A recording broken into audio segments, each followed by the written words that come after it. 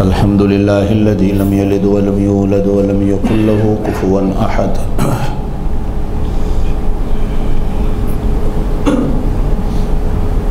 अल्हम्दुलिल्लाहिल्लज़ी lump यत्तखिज़ वलदन वलम यकुल लहू शरीकुन fill मुल्क।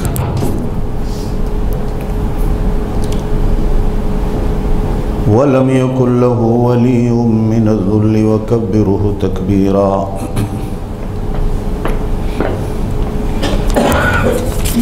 अशहदु अल्ला इलाहा इल्लल्लाहु वहदहु ला शरीका लह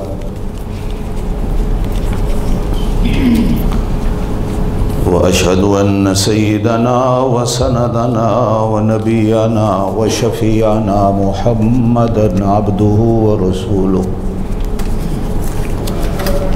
सल्लल्लाहु अलैहि व अला आलिहि व अस्हाबिहि व बारक व सल्लम तस्लीमन कसीरन कसीरा। अम्मा बअदु अऊज़ु बिल्लाहि मिनश शैतानिर रजीम। बिस्मिल्लाहिर रहमानिर रहीम। वैलुल लिल मुतफ्फिफीन।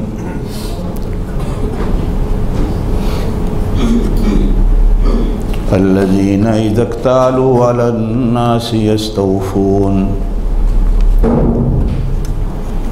व इज़ा कालूहुम औ वज़नूहुम युख़्सिरून अला यज़ुन्नु उलाइका अन्नहुम मबऊसून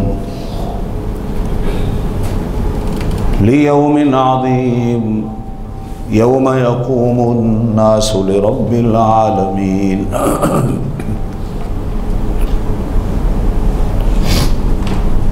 सदक़ल्लाहुल अलियुल अज़ीम व बल्लगना रसूलुहुन नबियुल करीमुल उम्मियुल अमीन व नहनु अला ज़ालिका लमिनश शाहिदीन वश्शाकिरीन वल्हम्दुलिल्लाहि रब्बिल आलमीन। अल्लाहुम्मा सल्लि अला मुहम्मदिन व अला आलि मुहम्मदिन कमा सल्लैता अला इब्राहीम व अला आलि इब्राहीम इन्नका हमीदुम मजीद। अल्लाहुम्मा बारिक अला मुहम्मदिन व अला आलि मुहम्मदिन कमा बारकता अला इब्राहीम व अला आलि इब्राहीम इन्नका हमीदुम मजीद। सारी तारीफ़ें अल्लाह के लिए।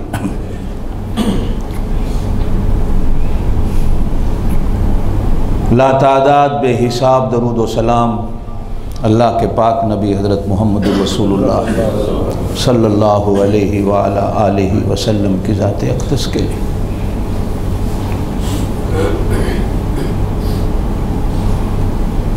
मुहर्रम का महीना है।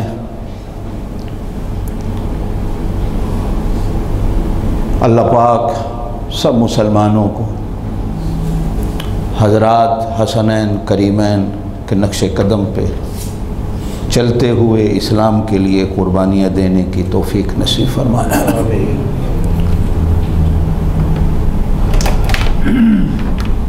हर मुसलमान की एक आँख असहाबे पैगंबर हैं और हर मुसलमान की दूसरी आँख अहले बैत पैगंबर हैं। अगर हम सहाबा को छोड़ते हैं तो भी अंधे होते हैं, अहले बैत को छोड़ते हैं तो भी अंधे होते हैं। अल्लाह दोनों की हमें मोहब्बत नसीब फरमाए। हर मुसलमान का एक बाजू औलियाए किराम हैं और हर मुसलमान का दूसरा बाजू अइम्माए मुज्तहिदीन हैं। औलिया को छोड़ते हैं तो हम लूले बनते हैं, अइम्मा मुज्तहिदीन को छोड़ते हैं तो हम लूले लंगड़े बनते हैं। अल्लाह हमें औलिया की भी और अल्लाह हमें अइम्मा किराम की भी सच्ची मोहब्बत नसीब फरमा दे। मैं आम तौर पर, आपको भी पता है, दोस्त तबसरे भी करते रहते हैं, बातें मैं भी सुनता रहता हूँ कि इस माह अज़ीम में हज़रत हुसैन शहीद करबला रज़ी अल्लाह ताला अन्हु की शहादत को बयान नहीं करता, बल्कि मेरा नज़रिया और अक़ीदा ये है कि जो उलमाए किराम मिंबर पे बैठकर शहादत हुसैन का वाक़या बयान भी करते हैं वो सब झूठ बोलते हैं। इसलिए कि करबला का वाक़या न कुरान में है, करबला का वाक़या न हदीस में है, करबला का वाक़या न हमारी फ़िक़्ह हनफ़ी की किताबों में है या अहले तशरीह की किताबों में मिलता है, जिसके अंदर 90% झूठ और 10% सच होता है। शहादत को हम हक मानते हैं, बेशक हुई, अल्लाह उनके नक्शे कदम पे हमें चलने की तौफीक दे। लेकिन क्या हुआ क्या नहीं हुआ, पहली बात मैंने गुज़श्ता जुमा भी कही थी, अल्लाह ने हमसे पूछना नहीं। जो बातें अल्लाह ने हमसे पूछनी है उन्हें पढ़ा करो, उन्हें याद रखा करो। और नंबर 2, वाक़या करबला पर जो दुनिया में पहली किताब आई कि करबला में क्या कुछ हुआ, ये मेरी बात दिल पे लिख लेना। करबला के वाक़े के 200 साल बाद दुनिया में पहली किताब आई कि करबला में क्या हुआ। 200 साल पूरे किसी ने भी करबला की तारीख़ को बयान नहीं किया, क्या हुआ क्या नहीं हुआ। जो मौके के गवाह थे वो या शहीद हो गए, या मौके की गवाह औरतें थी वो खेमों में बंद थी, या मौके का गवाह इमाम ज़ैनुल आबिदीन थे, वो बुखार की हालत में खेमे में 1000 रकात नफल की नियत बांध के खड़े थे, उनको ये भी नहीं पता बाहर क्या हो रहा है। इस वाक़े के ऐनी गवाह 200 साल तक दुनिया में कोई नहीं मिले। 200 साल के बाद पहली किताब आई, और इत्तफ़ाक़ ऐसा है कि किताब लिखने वाला भी सुन्नी नहीं, अल्लामा वाक़दी उसका नाम है। पहली किताब जो दुनिया में करबला के वाक़े की आई, और उसने भी ऐसी लिखी कि जब जैसे अभी देख रहा है करबला में तीर कहाँ से आ रहा है, ये किसने मारा है, किसको लग रहा है, तीर कितने जाविये पे आ रहा है। अब 200 साल के बाद एक बंदा एक वाक़या लिख रहा है, दरमियान में उसको बयान करने वाला कोई नहीं, उसमें कितना झूठ होगा कितना सच होगा, इससे किसी को इनकार नहीं।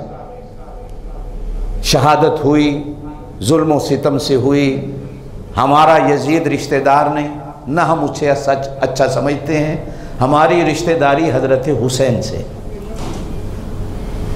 हमारे बुज़ुर्गों ने उसे दुश्मन इस्लाम समझा, हम भी उसे दुश्मन इस्लाम समझते हैं। हमारे बुज़ुर्ग हज़रत हुसैन के साथ हैं, हम भी हज़रत हुसैन के साथ हैं, इसलिए कि हज़रत हुसैन को छोड़ते हैं तो ईमान जाता है, यजीद को छोड़ने से हमारा ईमान नहीं जाता, हज़रत हुसैन को छोड़ने से ईमान जाता है। इसलिए कि हुसैन वो है जिसकी ज़ुबान को नबी ने चूसा है, हज़रत हुसैन वो हैं जो नबी के सीने और कंधे पे खेले हैं, हज़रत हुसैन वो हैं जो नबी की गोद में बड़े हुए हैं। तो हम अगर हज़रत हुसैन को छोड़ते हैं तो बेईमान होते हैं। इसलिए मैं कहता हूँ, एक आँख हमारी अहले बैत हैं, एक आँख हमारी सहाबा हैं, इनमें से किसी एक को छोड़ते हैं तो अंधे हो जाते हैं। इनके साथ मोहब्बत ऐन ईमान की निशानी है। और एक बात मैं कहता चलूँ, हुजूर सल्लल्लाहु अलैहि वसल्लम ने फरमाया, जन्नत में हज़रत हुसैन नौजवानों के सरदार होंगे। अल्लाह आपको हम सबको जन्नत दे, आमीन ज़ोर से कह दें। और जन्नत में सारे जवान हो के जाएंगे, बूढ़ा हो के कोई नहीं जाएगा। अल्लाह पाक जन्नत में सबको जवानी की उम्र देगा। कहा जाता है किताबों में 32 साल की उम्र से ज़्यादा अल्लाह पाक जन्नत में किसी को उम्र नहीं देगा, सब नौजवान। एक मजाक भी मिलता है, हदीस में एक बूढ़ी औरत आई हुजूर सल्लल्लाहु अलैहि वसल्लम के पास आके अर्ज़ करने लगी, अल्लाह के रसूल दुआ करें मैं जन्नत में जाऊँ। हुजूर ने कहा बुढ़िया नहीं जा सन जन्नत है। वो रोन लग पे। आप थोड़ी देर हंसते रहे, फिर उसने कहा रसूलल्लाह दुआ करो मैं जन्नत में जाऊँ। आपने फरमाया बूढ़ियाँ जन्नत में नहीं जाए। और रोई। फिर थोड़ी देर के बाद चुप होके कहने लगी अल्लाह के रसूल अब तो दुआ करो ना, बहुत हो गया मैं रो ली। फरमाया बूढ़ियाँ जन्नत में नहीं जाएंगी। अब और रोने लगी। तो रोते रोते जब उसकी हिचकियां बंद गई तो अब अल्लाह के रसूल सल्लल्लाहु अलैहि वसल्लम ने मुस्कुरा के कहा, तो तू जब जन्नत में जाएगी तो अल्लाह पाक तुझे जवानी की उम्र देगा, बुढ़ी उम्र अल्लाह जन्नत में नहीं देगा। हंसने लग गई। तो फरमाया, इंसान देखो अपनी उम्र से, जवानी से कितना प्यार करता है। बुढ़ापा ना आपको अच्छा लगता है ना मुझे अच्छा लगता है, समझ आई। जवानी से हर कोई प्यार करता है। तो बहरहाल जन्नत में बूढ़े भी जवान होके जाएंगे। हाँ, कुछ लोग होंगे जो बूढ़े भी रहेंगे, उनकी सरदारी हदीस में आता है अल्लाह पाक हजरत अबू बकर सिद्दीक को देगा।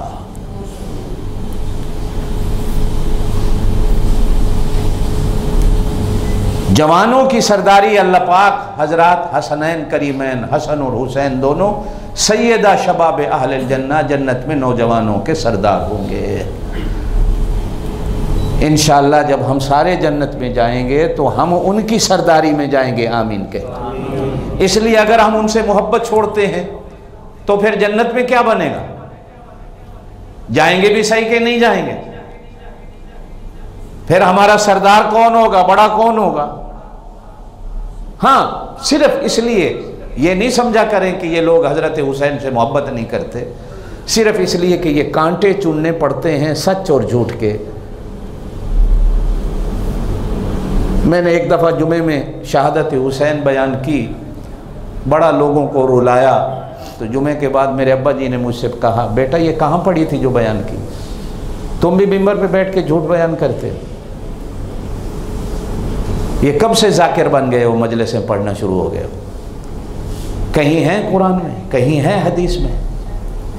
लोगों की सुनी सुनाई बात इस मिंबर पे मत बयान करो। मिंबर पे वो बात बयान करो जो सुबह कुरान और सुन्नत में देखो। और आज भी बेहम्दिल्लाह उसी आदत को अपनाया हुआ है कि जुमे वाला दिन सुबह से लेकर जुमे तक जब तक मैं कुरान और हदीस को नहीं देखता मुझे सुकून नहीं आता। तो कुरान और हदीस के अंदर से मोती निकाल के लाता हूँ जो आप हजरात की खिदमत में मैं पेश करता हूँ। अल्लाह पाक हमें अमल की तौफीक दे। मेरी बात याद है जो मैं आप हजरात से कर रहा था कि मौत ज़िंदगी से पहले है। मौत ज़िंदगी से, ज़ोर से कहो, मौत ज़िंदगी से। जिसे मरना नहीं आता उसे जीना नहीं आता। ये ज़िंदगी नहीं है जो आप और मैं जी रहे हैं, यही तो धोखा है। ये 2 मिनट की, 1 दिन की, 2 दिन की उधार है, मांगी हुई है। ये फना हो जाने वाली चीज। अक्लमंद बंदा कभी फना होने वाली चीज पर एतबार करके नहीं बैठता।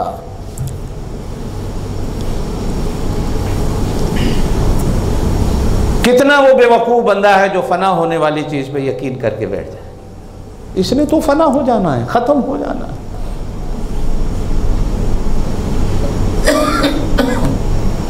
अगले जहान की जिंदगी ने हमेशा रहना है।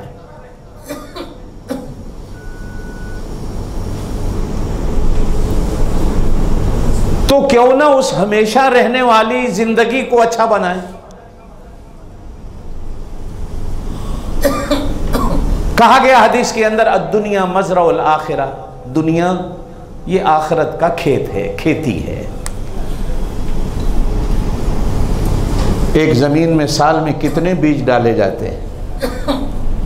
गंदम लगती है तो काट के दाने घर लाते हैं, फिर उसी जगह हल चला के फिर हम कपास को बीज देते हैं। वो ख़त्म होती है तो फिर गंदम को लगा दिया जाता है। ये जिम्मेदार आदमी वो मौसम जानता होता है कि कब किसने कटना है, कब किसने लगना है। जैसे ये खेती हमेशा जमीन में नहीं रहती,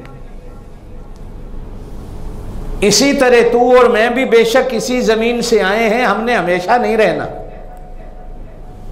इसलिए ये दुनिया खेती है। और जो इस दुनिया को बनाने वाला है वो कई जगह कुरान में कहता है कि ये दुनिया खेल तमाशा है। ये कुरान में कई जगह है, इअलमू अन्नमल हयातुद दुनिया लअबुन व लहब। ये खेल तमाशा, खेल तमाशा कितने घंटे का होता है? फुटबॉल मैच देखें तो वो 1.5 घंटे का है, 1.5 घंटे बाद ख़त्म हो जाता है, जीत हार हो जाती है। ये क्रिकेट वालों ने हमें बेवकूफ़ बनाया हुआ है, 5-5 दिन का टेस्ट होता है, लेकिन आखिर 5 दिन के बाद भी ख़त्म हो जाता है। नतीजा क्या निकलता है जी? मैच ड्रा हो गया। कहते हैं कि जर्मनी ने, हिटलर ने क्रिकेट टीम बनाई थी जर्मन की, मैच खेलने गई, 5 दिन टेस्ट होता रहा। 5 दिन के बाद उसने रिजल्ट पूछा क्या हुआ, कहा जी ड्रा हो गया। उसने कहा सबको गोली मार दो। 5 दिन कौम को उल्लू बनाया, नतीजा क्या निकला? ये मैच बराबर हो गया। आज तक जर्मन ने फिर क्रिकेट टीम नहीं बनाई। उन्होंने कहा सबको गोली मार दो, कौम को उल्लू बना के रख देते। लेकिन आखिर फिर भी ये खेल तमाशा 5 दिन का हो, 1 दिन का हो, 50 ओवर का हो, 20 ओवर का हो, 6 ओवर का हो, खत्म हो जाता, हमेशा नहीं रहता। सिनेमा एक खेल तमाशा है, कितने घंटे की फिल्म होती है? 2.5 घंटे की, 2 घंटे की, 3 घंटे, आखिर वो भी खत्म हो जाती। फिर दूसरे शो को देखने वाले आ जाते हैं, फिर तीसरे शो को देखने वाले आ जाते हैं, चलता रहता, खत्म होता रहता। वो बनाने वाला दुनिया को कहता है कि मैंने दुनिया को एक खेल तमाशा बनाया। इसके आप कई माने कर सकते हैं। एक माना ये भी है जो मैं कर रहा हूं कि जिस तरह खेल तमाशा होता है, इसी तरह ये दुनिया और जिंदगी भी खत्म हो जाती है। सदा इस दुनिया में कभी कोई रहा नहीं, और ना कभी किसी ने, जोर से बोलो, ना कभी रहा है कोई, ना कभी किसी ने रहा।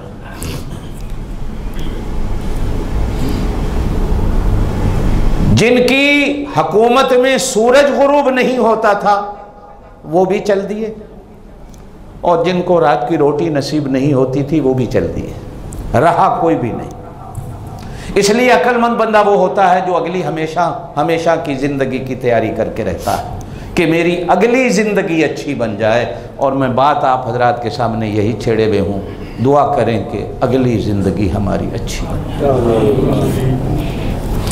हो सकता है जो साथी हर जुमे आते हैं उनको बातें याद हों, जो साथी पहली दफ़ा आए हैं, मुख्तसर सा बयान करके मैं आगे चलता हूँ। बुजुर्गान दीन ने लिखा है, अपनी ज़ुबान की हिफाजत करो, अल्लाह मौत अच्छी देता, अगला जहान अल्लाह अच्छा कर देता। अगले जहान का दारो मदार अच्छी मौत पर, और अच्छी मौत कब आती है? जब ज़िंदगी अच्छी हो।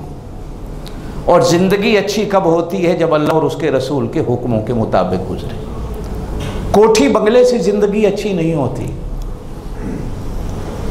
ये हम भी काफरों वाली बात करते हैं कभी कभी कि ज़िंदगी पैसे से अच्छी बनती है। नहीं मेरे दोस्त,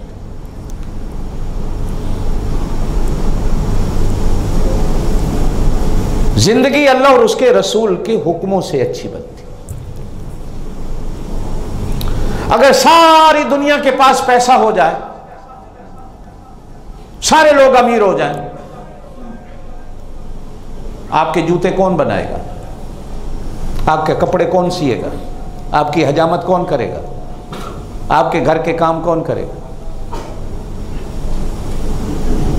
मालूम होता है ये भी झूठ। लोग कहते हैं सारी दुनिया पढ़ लिख जाए, दुनिया अच्छी हो जाएगी। मैं कहता हूं ये भी गलत है।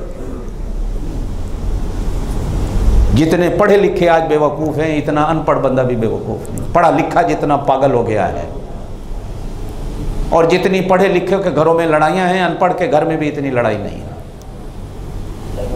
पढ़ा लिखा बंदा तो अल्लाह और उसके रसूल को भी कुछ नहीं समझता, वो तो आलमों को भी कुछ नहीं समझता।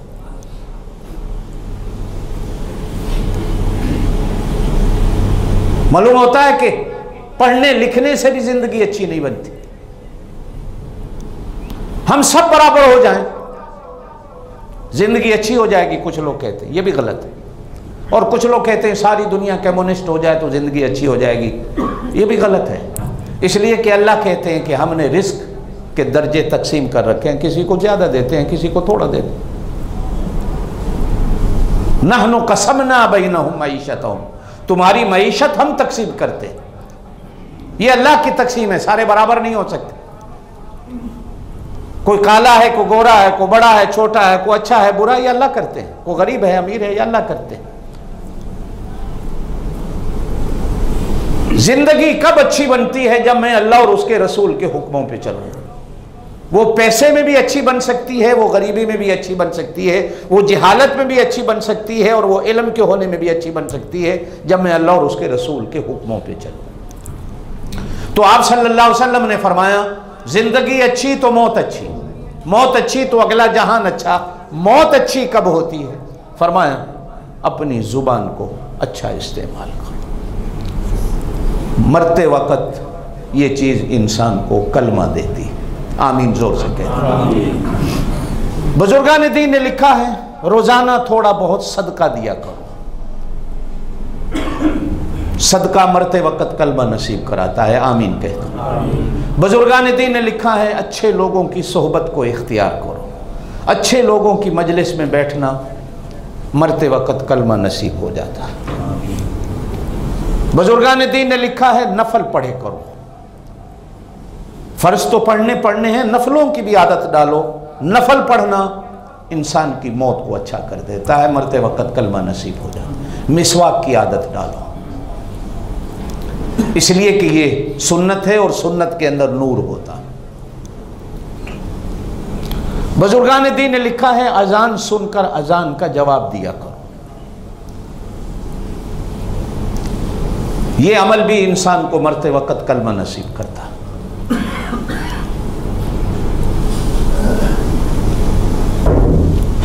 दुआ मांगा करो अल्लाह से कि अल्लाह मेरी मौत अच्छी कर दे। आमीन कहते। दुआ मोमिन का हथियार है।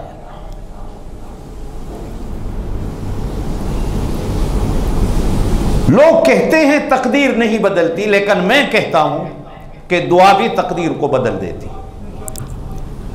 लोग कहते हैं तकदीर नहीं बदलती, लेकिन मैं कुरान और सुन्नत की रोशनी में कहता हूं कि बुजुर्गों की निगाहें भी तकदीर को बदल देती। यह भी लिखा जाता है तकदीर में कि इस बंदे की तकदीर दुआ से बदलेगी और इस बंदे की तकदीर फला बुजुर्ग की नजर से बदल जाएगी। बुजुर्गों के, नेक लोगों के देखने से अल्लाह गुनाह मिटा देता है। यह कोई मामूली चीज नहीं बुजुर्गों को देखना। कहा जाता है मां बाप को देखना अल्लाह एक मकबूल हज का सवाब देता। पूछने वाले ने पूछा, या रसूल अल्लाह, जोर से कह दो सल्लल्लाहु, अगर मैं 100 दफा देखूं तो क्या मुझे 100 हज का सवाब मिलेगा? तो मेरे पाक नबी ने फरमाया, तेरे अल्लाह का खजाना कोई छोटा नहीं, तू 1000 दफा देख, अल्लाह 1000 हज का सवाब दे देगा। बुजुर्गों को देखने से भी इंसान की तकदीरें बदलती। और शायद इसी पर अल्लामा इकबाल का एक शेर मिलता है कि निगाहे मर्द मोमिन से बदल जाती हैं तकदीरें, जो हो ज़ौक़े यकीन पैदा तो कट जाती हैं जंजीरें। अगर इंसान के अंदर यकीन अच्छा आ जाए तो जंजीरें भी टूट जाती। हमारे इलाके में एक बुजुर्ग गुजरे जिनको मैंने अपनी आंखों से देखा, उनकी गोद में खेला हूं। सैयद नियाज़ अहमद शाह साहब गिलानी रहमतुल्लाह, बहुत बड़े बुजुर्ग गुजरे। कादियानियों के खिलाफ 1953 में तहरीक चली थी पाकिस्तान में, हो सकता है बुजुर्गों को याद, जब छोटे छोटे कहा करते थे, 2 लकड़ी 2 काने, मिर्जा मोया टट्टी खाने, ये नारे होते थे उस जमाने में। 10,000 मुसलमान, मुमताज़ खान दौलताना पंजाब क्या मगरबी पाकिस्तान का गवर्नर था, लाहौर की सड़कों पे मुसलमान मारा गया था। 10,000 मुसलमान खत्म नबूवत के लिए। हजरत शाह साहब रहमतुल्लाह अलैह को हथकड़ी लगी, खानेवाल स्टेशन पे ले गए जेल में ले जाने के लिए मुल्तान। तो स्टेशन पे थानेदार ने को बदतमीजी की, तो वहीं खड़े खड़े कहा अल्लाहु अकबर, ऐसे जो किया हथकड़ी टूट गई और थानेदार को ऐसे उठाया, ऐसे ले गए। जान बड़ी थी, अल्लाह ने बड़ा कदबुद दे रखा। जो 2 लगाई वो बेहोश होके गिर पड़ा, बाकी पुलिस वाले डरते हुए नेड़े नहीं आए। अल्लामा इकबाल की बात याद आती है, जो हो ज़ौक़े यकीन पैदा तो कट जाती हैं जंजीरें। इंसान का ईमान अगर अल्लाह की ज़ात पे पक्का और पुख्ता हो तो ये जंजीरें और ये दीवारें भी इंसान का कुछ नुकसान नहीं कर सकती। इसलिए कहा जाता है कि बुजुर्गों की सोहबत, बुजुर्गों की नज़र अगर इंसान की जिंदगी को बना सकती है तो इंसान की मौत को भी बनाती है, और जिसकी मौत बन जाती है उसका अगला जहान अच्छा बनता है। आज जो मैं बात आप हजरात के सामने रखना चाहता हूं, हदीस पाक के अंदर फरमाया, तुम चाहते हो मौत अच्छी हो? जो बंदा चाहता है मेरी मौत अच्छी हो, कहो ना जी। सारे चाहते हो मौत अच्छी हो? अल्लाह मरते वक्त कलमा दे दे, अल्लाह मरते वक्त कलमा दे, अल्लाह अचानक की मौत न दे, आमीन कहे। अल्लाह परदेश की मौत न दे, अल्लाह एक्सीडेंट की मौत न दे, अल्लाह ऐसी मौत दे खुशो खुरम अपने घर में पड़े हो। अल्लाह किसी का मौत के वक्त मोहताज ना करे, अल्लाह औलाद का भी मोहताज ना करे, आमीन जोर से कह दो। आज दुनिया में सबसे बुरी चीज मोहताज की है, अल्लाह किसी का मोहताज ना करे। हम सबको अपना मोहताज रखे, हम उसी के मोहताज रहे। अल्लाह औलाद का भी मोहताज रहे, किसी के मोहताज रहे।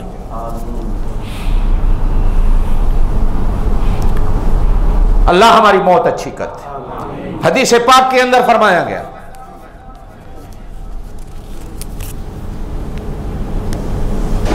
रिज़्क़ हलाल खाने की तुम कोशिश करो, अल्लाह मरते वक्त कलमा देते। ये रिज़्क़ हलाल बड़ी बरकत वाली चीज, ये इंसान की जिंदगी भी बनाता है। ये तो आज हम हैं मुसलमान जो कहते हैं जी दुकान पे जब तक मैं हराम न चलाऊं मेरी रोजी पूरी नहीं होती। ये तो अब है, जबकि वो कहता है रोजी तो मेरे जिम्मे है।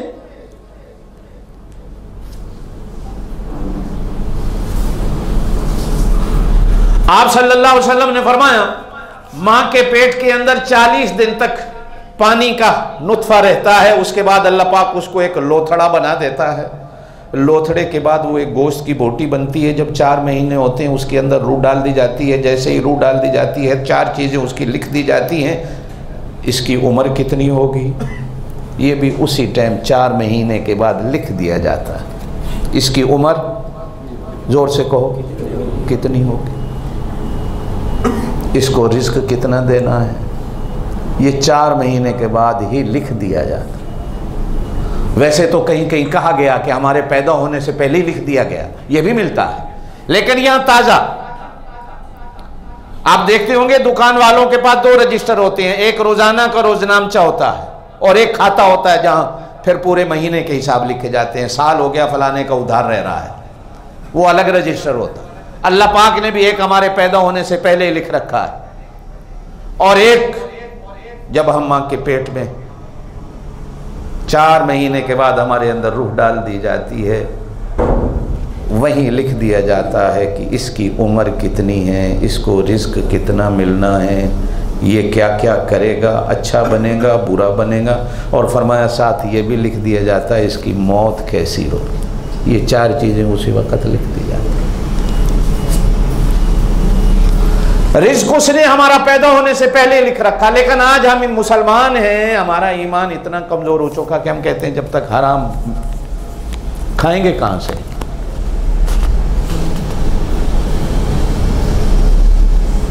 कहते हैं कि हज़रत बायज़ीद बुस्तामी, ज़ोर से कह दो रहमतुल्लाह, अल्लाह के वली थे।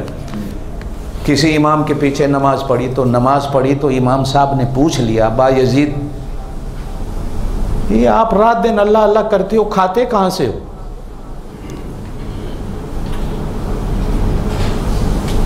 तो कहा तुम ठहरो, मैं तुम्हारी सवाल का जवाब बाद में देता हूं, पहले मैं वो नमाज लौटा लूं जो तेरे पीछे पढ़ी है। कोने में खड़े होकर नमाज पढ़ ली जो उसके पीछे पढ़ी थी इमाम साहब। अब इमाम साहब को जवाब दिया कि जिस बंदे ने इमामत की हमारी अल्लाह की जात पे यकीन नहीं, कि वो पूछ रहा है कि खाते कहां से हो, तो मेरी नमाज कैसे उस इमाम के पीछे होगी जो पूछ रहा है खाते कहां से। अरे भाई मैं तो मां के पेट में 4 महीने का था, उसने लिख दिया था, खाएगा कहां से।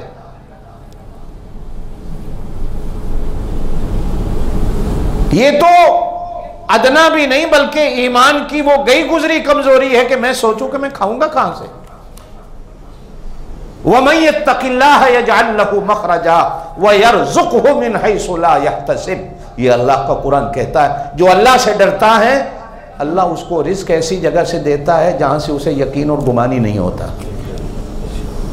वमन यतवक्कल अल्लाह, और दूसरी चीज कि वो भरोसा अल्लाह पे करता है।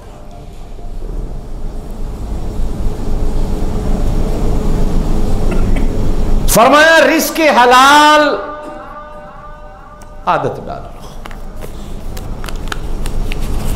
कोशिश तो करो रिस्क हलाल की, कोशिश करना तुम्हारा काम है। मरते वक्त कलमा दे देना मेरे अल्लाह का काम है।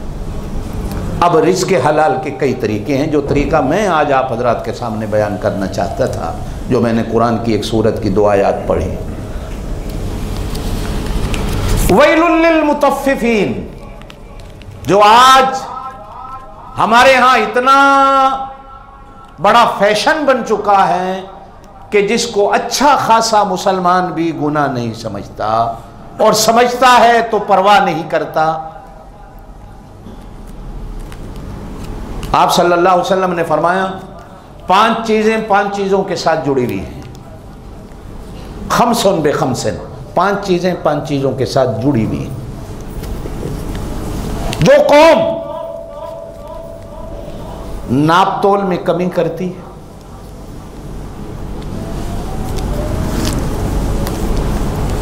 उसके रिस्क से बरकत उठा दी जाती है। जो कौम नाप तोल में कमी करती है उसके रिस्क से, जोर से को बरकत उठा दी जाती है। आप सल्लल्लाहु अलैहि वसल्लम ने फरमाया जो कौम ज़कात अदा नहीं करती या ज़कात को एक टैक्स बला और मुसीबत समझती है, अल्लाह पाक बारिशें बंद कर देता, उस कौम पर बारिश नहीं होती, और अगर कभी होती है तो वो फिर वो बारिश सब कुछ बहा के ले जाती, सब कुछ बहा के ले जाती। वो सैलाब बन जाता है, वो तूफान बन जाता है, वो सुनामी बन जाता है। 2 चीजें हैं। जो कौम नाप तोल में कमी करती है, खमसन बे खमसन, उनके रिस्क से बरकत उठा दी जाती है। सब कुछ होता है, वो भूखे और नंगे रहते हैं।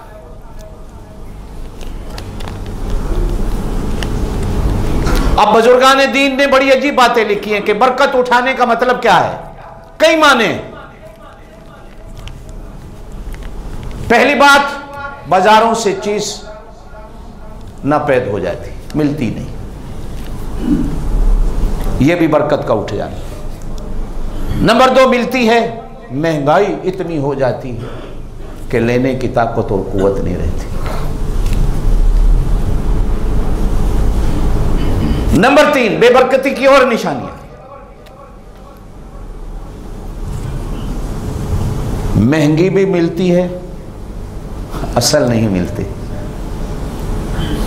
फिर 2 नंबर, फिर 3 नंबर, फिर 4 नंबर मिलती।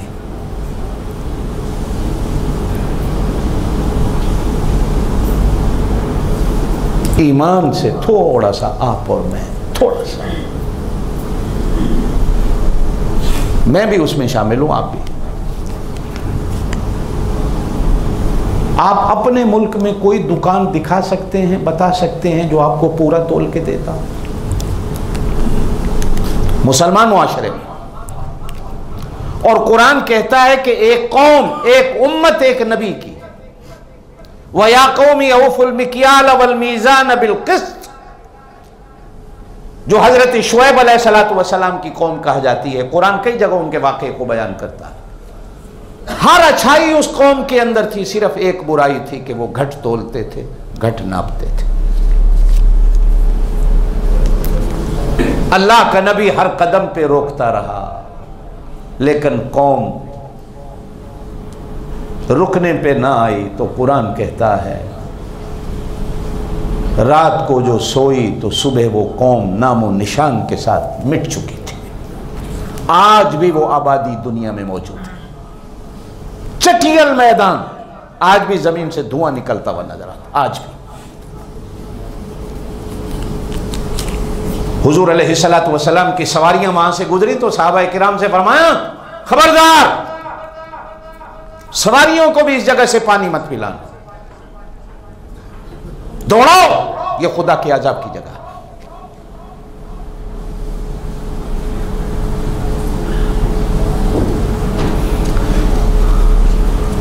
आपके मुल्क में तो बट्टे ऐसे मिलते हैं, 14 छटांग का लेना है, 16 छटांग का लेना है। आप जाएं जहां से बट्टे मिलते हो, आपको बिल्कुल चिट्टा साफ सफेद दुकान वाला कहेगा जिससे आप बट्टे खरीदने जाएं, कितनी छटांग वाला चाहिए, कितने वजन वाला चाहिए। 1 किलो का बट्टा ऐसा भी है जो 14 छटांग का है, एक ऐसा है जो 16 का है, एक ऐसा है जो 14.5 का है। आपको कौन सा चाहिए? मुसलमान खरीदता है। हर दुकान वाला डंडी मार रहा।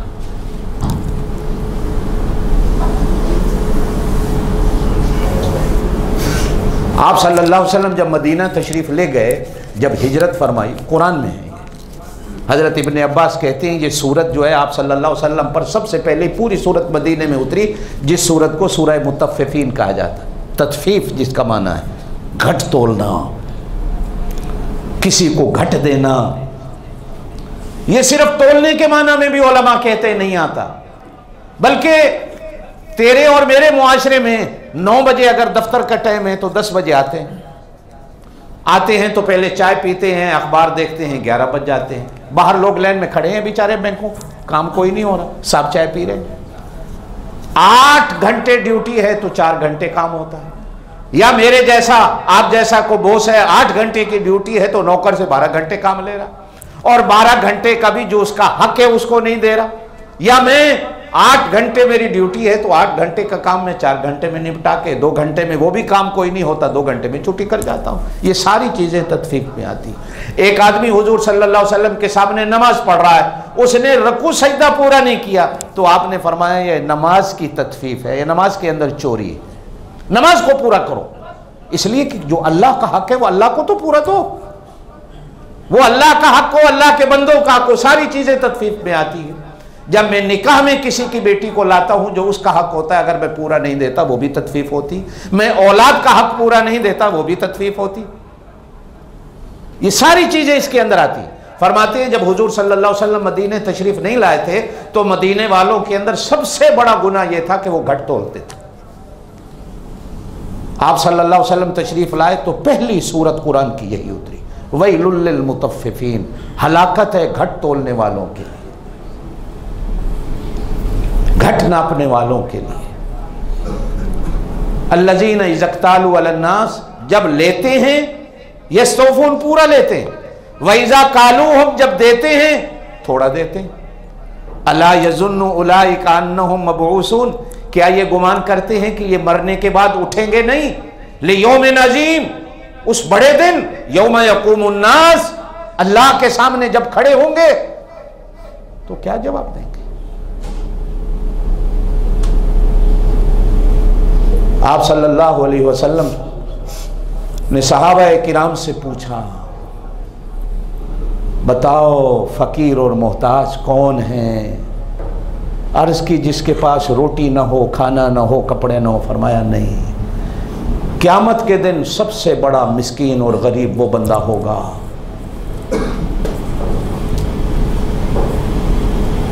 जिसने दुनिया में रहते हुए लोगों के हक मारे होंगे, घट दिया होगा, घट नापा होगा, हक खाया होगा। क़यामत वाले दिन अल्लाह कहेंगे इनको दे, वो कहेगा मेरे पास तो कुछ नहीं, कहा जाएगा इसकी नेकियां इनको दे दो। जब नेकियां सारी दे दी जाएंगी और कुछ आएंगे, अल्लाह हमें भी इसने दिया था घट, कहा अब और तो नेकियां हैं कोई नहीं, इनके गुनाह इसके सर पे डाल दो। सबसे बड़ा मिस्कीन, यतीम और मोहताज बंदा ये होगा।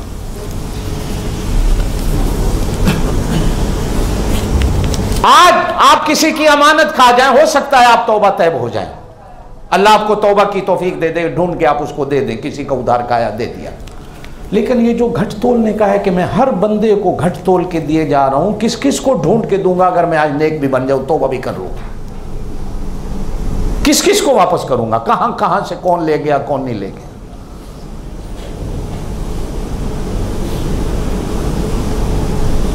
हाजी भी नमाजी भी, बल्कि आप और मैं, हमारी औरतें भी, फलाने हाजी दी दुकान ते चलनी है, हजरो फलाने बाजार है चौधी दुकान चंगी है, हाजी है वे, दाढ़ी आला है, लेकिन मालूम होगा सबसे घट वो ही नापेगा, सबसे घट वो ही तोलेगा, और वो आपसे कहेगा बहन तेरे वास्ते ये रेट है, बाकियां वास्ते नहीं है, लेकिन मालूम हो उसी के अंदर डंडी मार के जा रहा।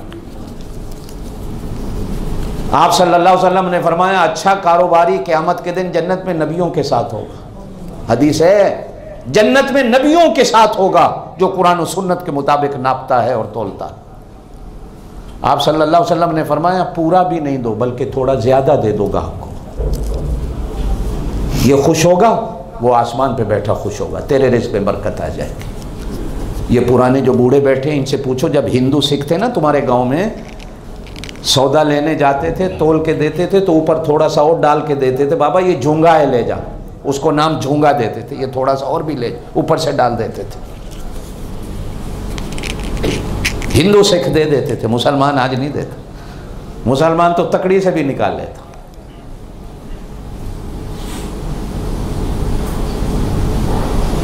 और हमने रिज़्क़ हराम के क्या क्या तरीके इख्तियार कर रखे हैं वो आप मुझसे बेहतर जानते हैं। यहां भी मेरे कई मुसलमान दोस्त हैं, वो कंडा लेके फिर रहे हैं, पुराना माल लेते हैं लोगों से, कितना उस कंडे के अंदर मारते हैं, कहते हैं जी वो भाव तो चूंकि चढ़ गया है तो हम कंडे के अंदर से पूरा कर लेते हैं।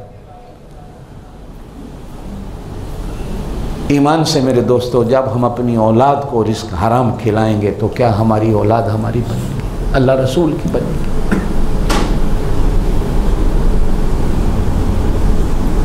व अकीमुल वज़्न बिल क़िस्त वला तुख़्सिरुल मीज़ान। एक तराजू क़यामत के दिन मेरे अल्लाह के पास होगा।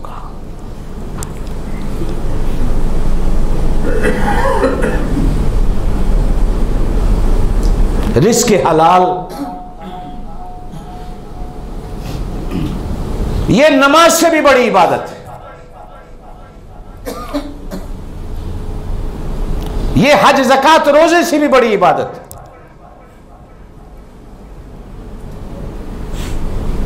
इसलिए कि नमाज तो सिर्फ 5 वक्त की आप पर फर्ज है, रोजा साल के बाद आता है, हज जिंदगी में एक बार आता है, ज़कात भी साल के बाद आती है।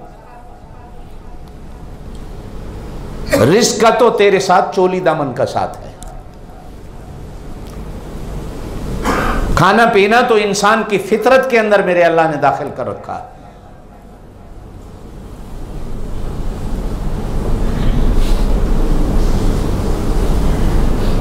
आज हम मुसलमान एहतियात से भी चले गए हैं कि एहतियात तो कर लें। या अय्युहल्लज़ीना आमनू, ईमान वालो, कुलू मिन तय्यिबात, पाकीज़ा चीज़ें खाओ, मा रज़क़नाकुम हलालन तय्यिबा, जो अल्लाह ने तुम्हें हलाल और पाक दी हैं, खा के वशकुरु लिल्लाह, अल्लाह का शुक्र अदा करो, इन कुंतुम इय्याहु ताबुदून, अगर तुम खालिस उसके बंदे हो। नमाज के लिए कहीं नहीं कहा कि खालिस बंदे हो तो उसकी नमाज पढ़ो, रोजे के लिए कहीं नहीं कहा खालिस बंदे हो उसके तो रोजा रखो, लेकिन खाने पीने के लिए उसने कहा कि अगर खालिस उसके बंदे हो तो हलाल खाओ। इसलिए कि इबादत जुड़ी हुई हैं रिज़्क़ हलाल के साथ। रिज़्क़ हलाल है तो इबादत है, रिज़्क़ हलाल नहीं तो अल्लाह के यहां वो इबादत है।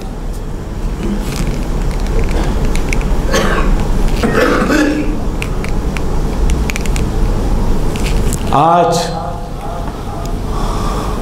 हम हर चीज सीखते हैं, यकीन जानिए कभी कभी दुख होता है दिल को, और मजबूर भी हैं, क्या करें कि कभी कोई मुसलमान दुकान खोलने से पहले, कारोबार करने से पहले कभी कोई ऐसा नहीं मिला जो आके इतनी बात कह दे, जी मैंने शरीयत के मुताबिक कारोबार करना, मुझे तरीका बता दें कि हलाल रोज़ी का कारोबार का तरीका क्या है।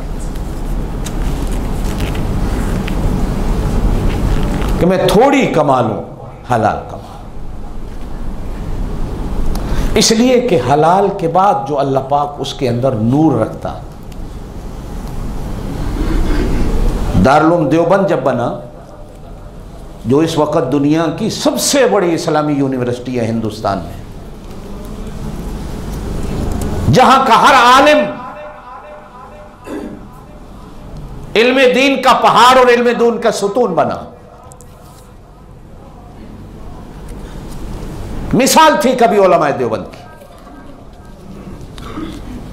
कहा जाता है जब उसकी बुनियाद रखी जाने लगी तो बानी दारुल उलूम देवबंद मौलाना कासिम नानोतवी रहमतुल्लाह अलैह ने किसी बुजुर्ग से, किसी पीर से उसकी ईंट नहीं रखवाई।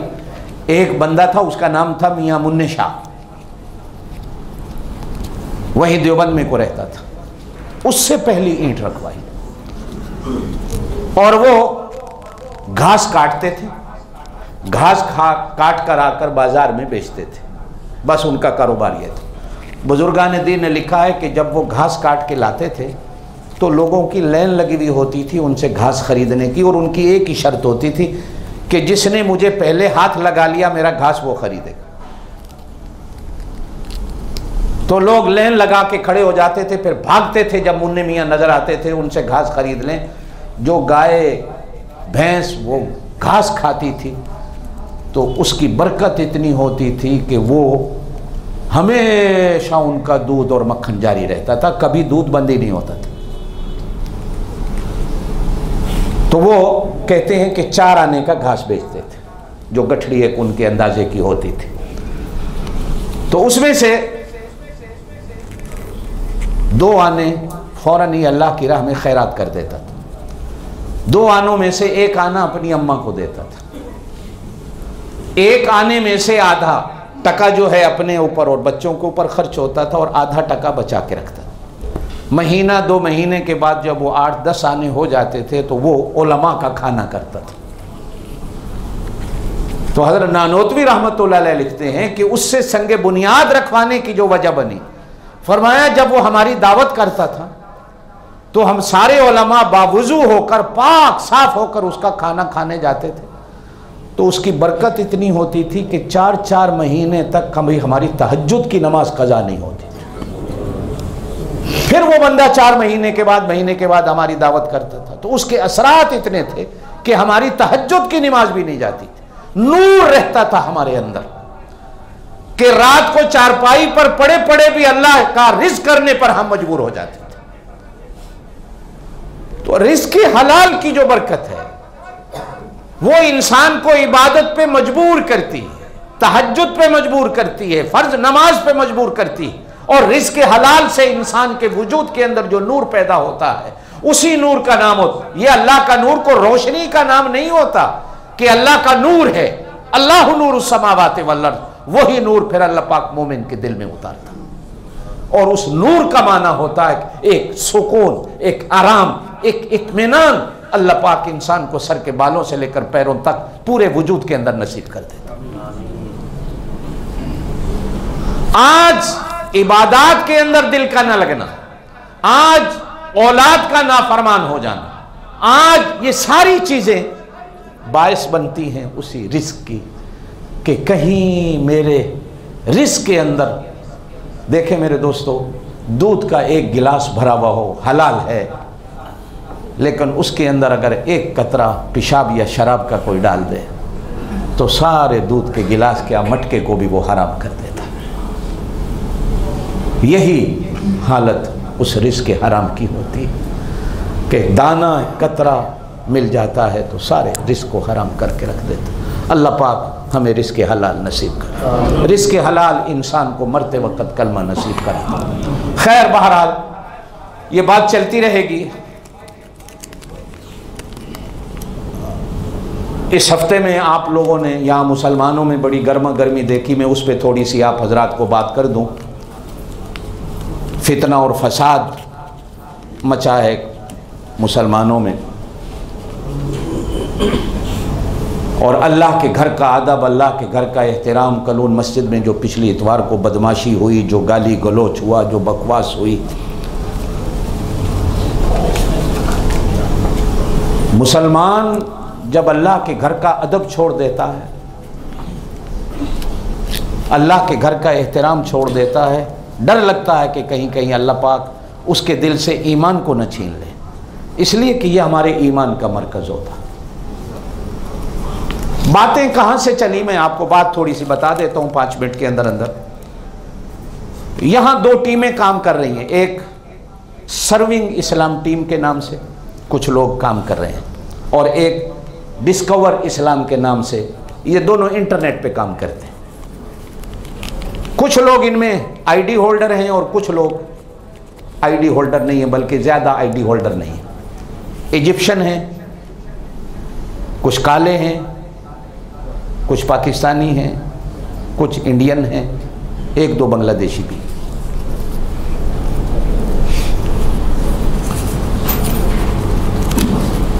इन 20-25 आदमियों का नज़रिया ये है कि हम सारे, जितने आप, मैं, कलोन मस्जिद, हांगकॉन्ग में जितनी मस्जिदें हैं, बल्कि उन्होंने जो लेटर लिखा है गुज़श्ता जुमा बांटा गया है, उसमें हांगकॉन्ग के सारे इमाम, ये कोई इस्लाम की खिदमत नहीं कर रहे, सारे जाहिल हैं। वो सिर्फ 20 और 25 आदमी इस्लाम की खिदमत करने वाले हैं, जिनके ये 2 मैंने आपको नाम बताए, जो 2 तंजीमें बनी हुई। हमारे साउथ इंडिया मुसलमान जो मद्रास के हैं, इनके यहाँ एक मौलूद पढ़ा जाता है। कलोन मस्जिद में एक इमाम साहब भी साउथ इंडिया मद्रास के हैं। ये टीम वाले काफ़ी दिनों से इमामों का पीछा कर रहे होते हैं कि इमामों की कोई बात मिले तो लोगों के सामने फैलाएं, नफ़रतें पैदा हों और लोग इन इमामों से एतबार, तो सबसे पहले उस इमाम को निशाना बनाएं। वो एक मौलूद पढ़ते हैं। उनके मौलूद के अंदर शेख अब्दुल कादिर जिलानी रहमतुल्लाह अलैह के बारे में कुछ अल्फाज ऐसे हैं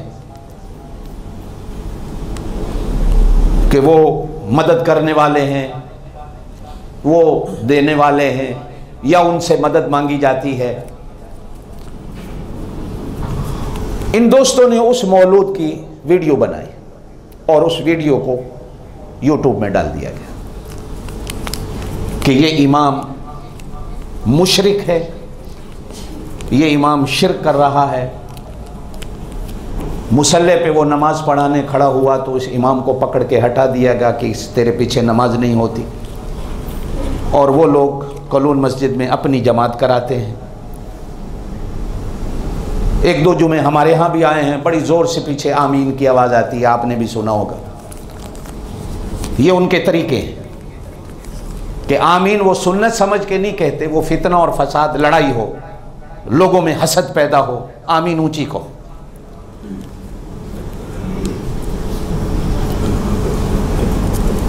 ये करने के बाद उन्होंने बोर्ड ऑफ ट्रस्टी को ख़त लिखा कि आपका ये इमाम मुशरिक है, इसके पीछे नमाज नहीं होती, इस इमाम को यहाँ से हटाओ। ट्रस्टी वालों ने इमाम साहब को बुलाया, इमाम साहब से पूछा। इमाम साहब ने कहा कि भाई बेशक किताब के अंदर लिखा है, लेकिन मैं शेख अब्दुल कादिर जिलानी रहमतुल्लाह अलैह को ऐसा नहीं समझता जो आप लोग कह रहे हैं। मैं तो सब कुछ अल्लाह को समझता हूँ कि अल्लाह देने वाला है, अल्लाह मदद करने वाला है, सब कुछ अल्लाह है, शेख अब्दुल कादिर जिलानी नहीं है। तो ट्रस्टी वालों ने इत्मीनान कर लिया इमाम साहब की बात पे, बल्कि इमाम साहब ने ये अल्फाज लिख के भी दे दिए कि मैं इस अकीदे का नहीं हूँ, मेरा अकीदा ये। लेकिन उन लोगों को फिर भी एतबार नहीं आया, यकीन नहीं आया। तो फिर ट्रस्टी वालों को परेशान किया गया, अपनी नमाजें कराई जाती रही। फिर ट्रस्टी वालों ने हमारे साथ उनकी मीटिंग रखी कि चलो हम हांगकॉन्ग के इमामों को बुला लेते हैं, इमाम तैयब को बुला लेते हैं, चलें ठीक है। और हाफिज़ नसीम साहब मिनहाजुल कुरान के इमाम साहब हैं, हम उनको बुला लेते हैं, और मुफ्ती साहब को बुला लेते हैं। इन 3 इमामों पर एतबार है कि जी ठीक है, इन इमामों को बुला लो। कहा गया कि ठीक है, ये इमाम आ जाते हैं, तुम भी 3 बंदे आ जाओ। तो पहले मैं तो नानू बहुत की कि इसलिए कि मैं ट्रस्टी के मामलात में, मेरा अपना एक इदारा है, हमारा ख़त्म नबूवत का है, मैं नहीं चाहता कि मैं इस फितने और फसाद में मचूँ, तुम जानो तुम्हारा काम जाने। लेकिन बहरहाल ट्रस्टी वालों ने जब मजबूर किया कि ये उम्मत का एक मसला है कि फितना फसाद मस्जिद में मच रहा है, तो उस फितने और फसाद को बचाने के लिए मैं उस मीटिंग में चला गया। इत्तफाक ऐसा कि उस मीटिंग में जब हम बैठे, ट्रस्टी वाले थे, हम इमाम थे, तो वो जो साथी हैं ये दो आदमी आए और एक तीसरा आदमी इन्होंने मिस्र से, एक कि जी मैं स्कॉलर हूँ और मैं आलिम हूँ, मैं कतर में रहता हूँ, उन लोगों ने उसे भी गोया कि शायद को मुनाजरा, उन्होंने समझा कि मुनाजरा होगा, तो हमारे मुकाबिल में एक वहाँ से आदमी बुलाकर, उसने टाई लगाई हुई, पेंट कोट पहना हुआ, सर पे टोपी ना पगड़ी, के मैं आलिम हूँ, मेरे से बात करो। तो पहले तो हम चुप रहे, तो चलो मेहमान हैं, ना किसी ने नहीं पूछा हमसे कि इस बंदे को हम ले आए ना ले आए, ये आए ना आए, उसने भी नहीं पूछा कि मैं तुम्हारी मीटिंग में आऊं या ना आऊं। बहरहाल वो 3 बंदे आए, बैठते ही उन्होंने अपनी बात शुरू कर दी कि ये इमाम काफिर है, मुशरिक है, जो भी बातें थी वो यूट्यूब भी लगा दी गई। अब वो जो आया हुआ था मिस्र से आदमी, उसने अपनी तकरीर जो शुरू की, अब मुफ्ती साहब भी चुप बैठे हैं, मैं भी चुप बैठा हूं, उसकी बात ही खत्म होने को नहीं आ रही, अपनी मारे जा रहा, अपनी मारे जा रहा। करते करते उसने 2 लफ्ज बोले, मैं पहले बिल्कुल चुप बैठा रहा, मैंने एक लफ्ज नहीं बोला, मुफ्ती साहब बोलते रहे, इमाम नसीब बोलते रहे, मैं अपनी चुप में था कि मैं चुप रहूं, देखूं हालात क्या हुआ। जब उस बंदे ने अपनी तकरीर में 2 लफ्ज कहे कि मैं अबू बकर सिद्दीक को नहीं मानता, मैं उमर फारूक को नहीं मानता, मैं सिर्फ कुरान हदीस को मानता हूं, आप कुरान और हदीस की मेरे से बात करो। मैं उस टाइम बोला, मुझे गुस्सा आया, मैंने कहा उठ जा यहां से, शैतान आदमी, तुझे यहां बुलाया किसने? तू अगर आलिम है तो हमसे पूछ के आया अंदर, और अगर तू आलिम है तो तू ट्रस्टी वालों से पूछ के आया। किससे पूछा तूने? ये हमारा अंदर का घर का मामला है, हम घर के लोग बैठे हुए हैं, इसमें बाहर के आदमी को दखल देने की कोई ज़रूरत नहीं। हम जाने, हमारा काम जाने, ट्रस्टी ने हमें बुलाया, हम आपकी बात सुनने को तैयार हैं। साथी बोला वो मर गए, खत्म हो गए, मुर्दों की हमसे बात ना करो। वो मैंने कहा खुदा का बंदा, नबी के तो गवाह ही अबू बकर सिद्दीक और उमर फारूक हैं, उन्होंने कहा हमें ये अल्लाह का नबी है, उन्होंने हमें कहा ये कुरान, अगर वो ही नहीं, हम उनको ही नहीं माने, तो फिर तो नौज़बिल्लाह नबी को मानना भी कहाँ बाकी रहता है, इसलिए कि वो नबी के गवाह हैं। अगर वो ही गलत हैं, झूठे हैं, मर गए, मट्टी हो गए, पत्थर हो गए, तो इस्लाम क्या बचा? लिहाजा उठो, हम आपसे बात ही नहीं करना चाहते। तो मीटिंग में बात बिगड़ गई इसी बात पे। वो उठ खड़ा हुआ, मैं जा रहा हूं, मैंने कहा जाइए, आपको बुलाया किसने? अब मैं इस इमाम के साथ हूं। पहले तो मैं शायद अपने दिमाग में इसको फितना समझ रहा था, अब यकीन हो गया कि ये एक फितना फैलाया जा रहा है मुसलमानों के दरमियान, तफरकेबाजी का, फिरकाबाजियत का। अब मैं इमाम मदरासी के साथ हूं, वो जैसा भी है, इसलिए कि तुम फितना हो। ये बाहर से बंदा क्यों बुलाया? हम घर के बंदे थोड़े हैं, मुफ्ती साहब या मैं, इनसे दीन हम नहीं जानते। अब मैंने इमाम साहब को बुलाया, मैंने कहा जी इमाम साहब को बुलाओ। वैसे भी अच्छा नहीं लगता कि इमामों से हम सवाल करें, एक इमाम है 14 साल से, उसकी इज्जत होनी चाहिए। ये टके टके के बंदे आपने बुला लिए कि इनके सामने हम इमाम से पूछें। इमाम को बुलाओ, इमाम को बुलाया गया, मैंने इमाम साहब से पूछा आपका ये नज़रिया है कि जी नहीं, मैं तो अल्लाह को वहदहू ला शरीक मानता हूँ, अल्लाह को देने वाला समझता हूँ, अल्लाह को सुनने वाला समझता हूँ, पीर फ़कीर कुछ नहीं दे सकता। मैंने कहा जी दुआ करो, दुआ खैर है हम इस इमाम के साथ, कि जी नहीं तुम सारे मिले हुए हो, तुम सारे अंदर से एक हो, तुम सारे मुशरिक हो, हम तुम्हारे खिलाफ काम करेंगे, इन मस्जिदों पे कब्जे करेंगे, ये मस्जिदें हमारी होनी चाहिए, तुम लोगों को यहाँ से निकाला जाना चाहिए। वो बात ट्रस्टी वालों ने, इमाम साहब की बात पे हमारी दुआ खैर हो गई। ट्रस्टी वालों ने ये लास्ट इतवार को इसी पर मीटिंग रख ली कि भाई अब हम इन लोगों के साथ क्या करें। आया इनको मस्जिदों में बैंड करें, पुलिस को इत्तला करें, इनको उठा के ले जाएं, इसलिए कि ये तो मस्जिदों में फितना फसाद चाहते हैं। हमने कहा कि भाई सारी इस्लामी तंजीमें जितनी हैं आप उनको इतवार को बुला लो। तो सारे अगर ट्रस्टी के साथ हैं, हम ट्रस्टी के साथ हैं, इसलिए कि ये बात गलत है। जैसे ही वो ऐलान हुआ, इन दोस्तों ने भी आप लोगों को भी बुलाया, टूरिस्टों को भी बुला लिया। आज कलूल मस्जिद में लड़ाई होगी, झगड़ा होगा, ट्रस्टी के बारे में सवाल जवाब बड़े बड़े छाप दिए गए, ये क्या करती है, क्या नहीं करती, क्या करती है, क्या नहीं। हमें उससे कोई मतलब नहीं। वो ट्रस्टी उनके जवाब दे, वो ट्रस्टी जाने, वो जाने। हमारा उस दिन भी हमने ट्रस्टी वालों से कह दिया ये तुम्हारा मामला है, हमारा मामला इमाम के साथ। हम इमाम की बात करने आए हैं और तफरकेबाजी को रोकने आए। तो तमाम लोगों ने उस दिन ट्रस्टी का साथ देने का ऐलान किया। और जो कुछ उस दिन आप लोग भी मस्जिद में गए और जो कुछ आप लोग में से कोई थे, जो कुछ वहाँ देखा, जो कुछ हुआ, अल्लाह माफ़ फरमाए। हम मुसलमान, पुलिस भी आ गई थी, चाइनीज़ पुलिस वालों ने भी कहा कि अगर तुम मुसलमान मस्जिदों के अंदर ऐसे हो तो तुम बाहर कैसे होंगे, कि तुम्हें अल्लाह के घर का भी अदब व एहतराम नहीं, कैसे गालियाँ बक रहे हो मस्जिद में। और वो इंतज़ार में थे कि हमें आर्डर करो, हम इनको उठा के ले जाएं। ट्रस्टी वालों ने इतनी नेकी की कि उस वक़्त पुलिस को रोक दिया गया, उनको उठाया नहीं गया। लेकिन वो लोग मस्जिदों के अंदर मुस्तकिल फितना और फसाद मचाने को तुले हुए। कभी कभी हमारे यहाँ भी आ जाते हैं।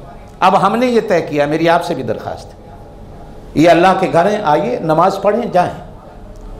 वो आएँ, हमारे पीछे नमाज पढ़ें, पढ़नी है, जाएं। अगर अपनी जमातें कराएंगे, अपने फितने फैलाएंगे, तो फिर हम मजबूर होंगे कि हम पुलिस को बुलाएं। उनमें से कोई साथी यहां बैठा है, नहीं बैठा, ये खत्म नबूवत का इदारा है, हम कभी किसी को यहां फितना मचाने की इजाजत नहीं देंगे। आए, मस्जिदें सबकी हैं, नमाज पढ़े। लेकिन नमाज पढ़ने के बाद यहां किसी की मजलिस, महफिल, इकट्ठे होकर बैठना, मुसलमानों में फितना और फसाद